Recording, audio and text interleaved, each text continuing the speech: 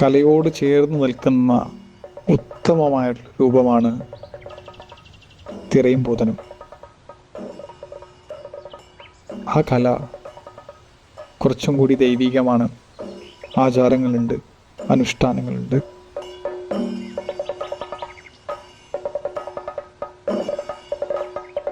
കുതിരകളുടെ ഒപ്പം യുദ്ധസമയത്ത് അണിഞ്ഞ് ഒരുങ്ങി ഉയർന്ന ഇതാണ് പൂതം. അപ്പോൾ അതിന് വേണ്ടിയിട്ട് പിന്നെ ആഭരണങ്ങളാണ് ഇതൊക്കെ. നമ്മുടെ സംരക്ഷണത്തിനായിട്ട് ഉദ്ദേശിക്കുന്നത് മാറിൽ നമ്മൾ മാറത്താലി ഇത് വരുമ്പോൾ തടുക്കാൻ വേണ്ടിയിട്ടാണ്. അതുപോലെ കയ്യിലുള്ള ആഭരണങ്ങളും ഇതൊക്കെ.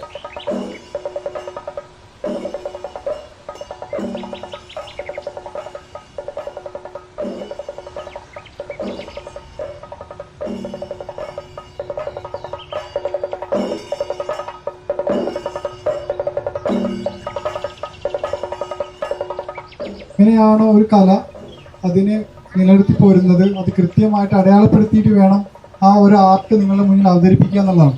റിച്വൽസ് എന്താണ്, എങ്ങനെയാണ് അതിൻ്റെ ആചാരങ്ങൾ നിൽക്കുന്നത്, ആ ആചാരത്തിൻ്റെ അനുഷ്ഠാനത്തിൻ്റെയും മുഴുവനായിട്ട് നമുക്കിതിലേക്ക് ഇറക്കുക എന്നുള്ളതാണ് ഉദ്ദേശിക്കുന്നുണ്ട് അന്നത്തെ കൊണ്ട്.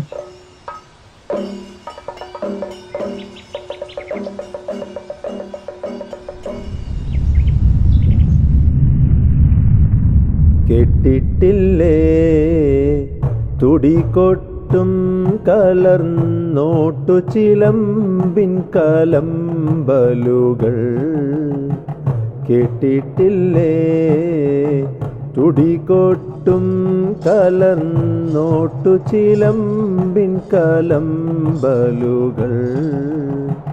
അയ്യയ്യ വരവമ്പിളിപ്പൂങ്കല മെയ്യിലണിഞ്ഞ കരിമ്പൂതം. അയ്യയ്യ വരവമ്പിളിപ്പൂങ്കല മെയ്യിലണിഞ്ഞ കരിമ്പൂതം. കാതിൽ പിച്ചളത്തോട കഴുത്തിൽ കലപോലെ പാടും പണ്ടങ്ങൾ അരുകിനലു കണിച്ചായ കിരീടം. ഭഗവതി നമ്മുടെ വീട്ടിൽ വരികയാണ്, അതാണ് സങ്കല്പം.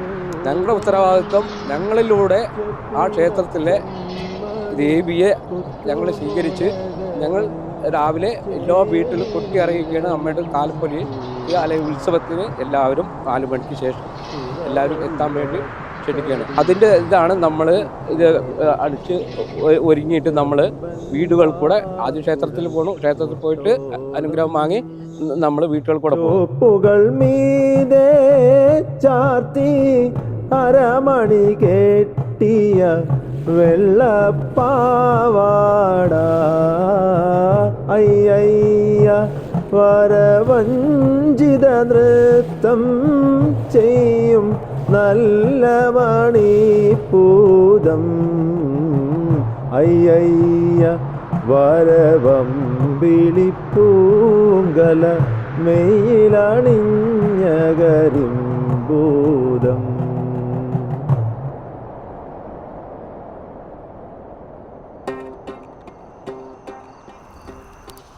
നമുക്ക് ചുറ്റും പ്രാദേശികമായി നിറഞ്ഞു നിൽക്കുന്ന ഒട്ടനവധി കലകളുണ്ട്.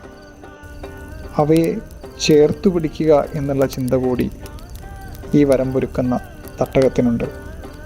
തിറയും പൂതനും എന്നുള്ള കലകളെ അനുഷ്ഠാന കലയാണ് തിറയും പൂതനും. അനുഷ്ഠാനങ്ങൾ എന്ന് പറയുമ്പോൾ അതിൽ ആചാരവും വിശ്വാസവും കെട്ടുകഥകളും എല്ലാമുണ്ട്.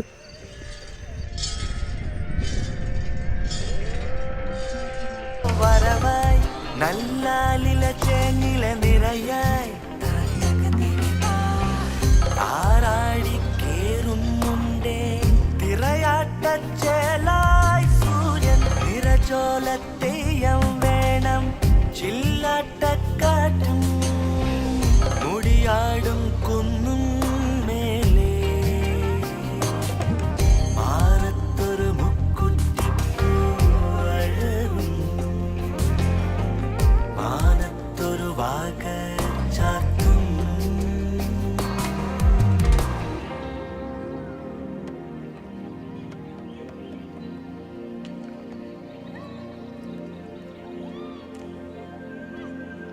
തിരയും പൂതനും. തിരയുടെയും പൂതൻ്റെയും പിന്നിൽ ഒരുപാട് കെട്ടുകഥകളുണ്ട്. വള്ളുവനാടും ഇതിൻ്റെ പരിസര പ്രദേശത്തുമാണ് ഇത് നിറഞ്ഞു നിൽക്കുന്നത്. ഒരുപക്ഷെ കുറച്ചുകൂടി മനോഹരമായി പറയുകയാണെങ്കിൽ വള്ളുവനാടിൻ്റെ നിറവ് തന്നെയാണ്, അല്ലെങ്കിൽ നിലവ് തന്നെയാണ് തിരയും പൂതനും. അതിനപ്പുറത്തേക്കുള്ളൊരു ഭൂമിയിലേക്ക് പറിച്ചു നടാൻ പറ്റാത്ത ഈ നാടിൻ്റെ മാത്രമായ ഒരു സാംസ്കാരിക പൈതൃകം എന്ന് വേണമെങ്കിൽ നമുക്ക് തിരയും പൂതനെയും പറയാം.